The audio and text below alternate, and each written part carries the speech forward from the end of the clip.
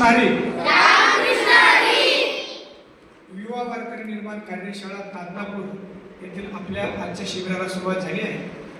आणि आता आपल्याला पहिल्या सत्रामध्ये आणि सुरुवात दिलाच वारकरी संप्रदायामध्ये सगळं जे भजन ज्या 8 मात्र्याच्या धुमाळे तालामध्ये होतं, ती धुमाळे का ते 8 मात्रा आपल्याला शिकायचे.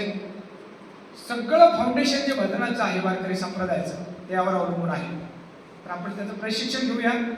आणि तुम्ही सगळेच मुलं या वारकरी संप्रदायाच्या संपर्कात कायम आहे. हे गाव अतिशय धार्मिक आहे तादनापूर, त्यामुळे तुम्हाला सहज येत आहे. एवढं शिकण्यासाठी मुलांना जवळपास सुरुवातीचे 5-6 दिवस निघून जातात. आता फक्त 5 आणि 10 मिनिटं तुम्हाला मी शिकवलं तर तुम्ही एकदम टाळीमध्ये आणि तालामध्ये वाजवायला लागेल. तर त्याचं परत एकदा आपण थोडासा अभ्यास करूया. अभ्यास त्याला म्हणतात की एकच गोष्ट परत परत करणं, त्याला म्हणतात अभ्यास. कारण आपल्याला जर सराईत व्हायचं असेल तर तीच गोष्ट परत परत परत परत परत परत करावं लागतं. जसं मोबाईल असं न पाहता सरळ कम्प्युटर फिरवता येतं की नाही, ते काही पाहतो म्हणून. आता आपल्याला अभ्यास जो करायचा आहे तो आपल्या जीवनामध्ये उन्नती आणण्याचा आणि आपल्याबरोबरच इतरांना आपल्याला आनंद कसा देता येतो त्याचा सराव करायचा, अभ्यास करायचा. सुरुवात करायची.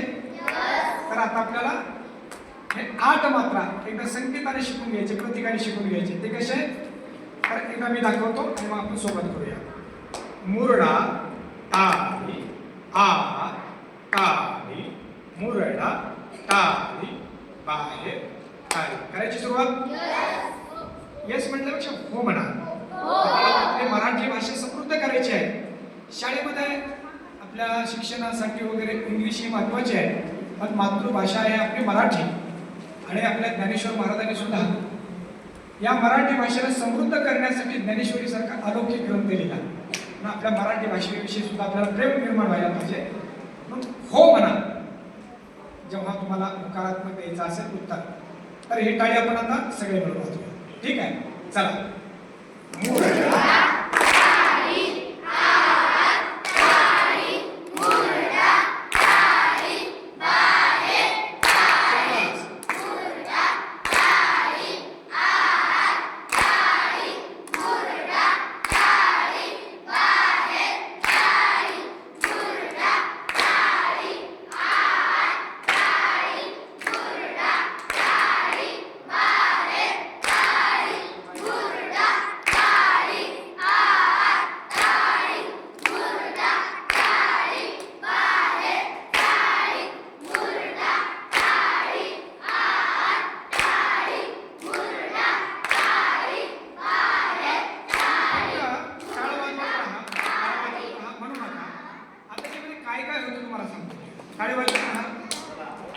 टाळी वाजवत राहा.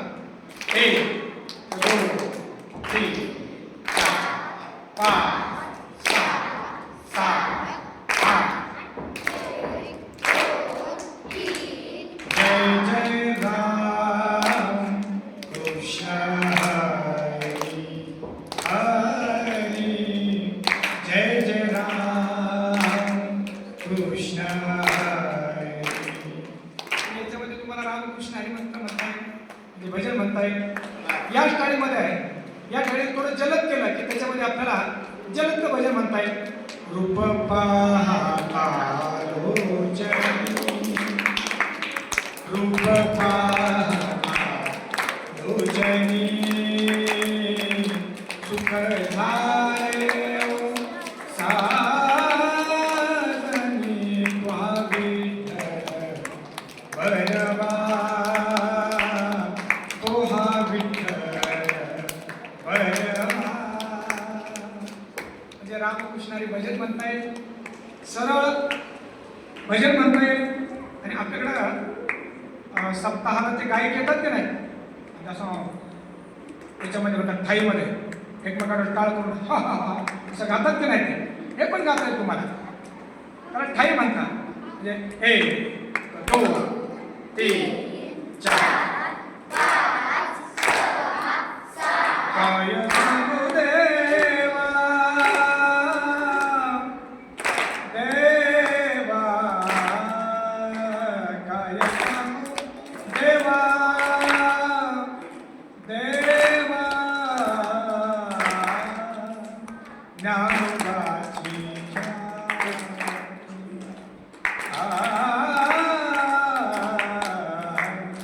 काय सांगू देवा. म्हणजे ठाई पण आले तुम्हाला, सगळं भजन पण आलं, रामकृष्ण आणि भजन आलं. हा बा म्हणून ही टाळी अतिशय महत्वाची आहे. पहिलं सत्र खूप चांगलं तालामध्ये तुम्ही वाजवता, तर मधला वेळ जेव्हा तुम्हाला असेल त्याची भूकंपट्टी करा, सारखं सारखं त्याला वाजवत राहा. म्हणजे 2 दिवसामध्ये सगळ्यांना तुम्हाला टाळ देता येतील आणि आपल्याला त्या हरिपाठाचा भजनाचा आनंद घ्यायचा. ज्याला येतं त्याने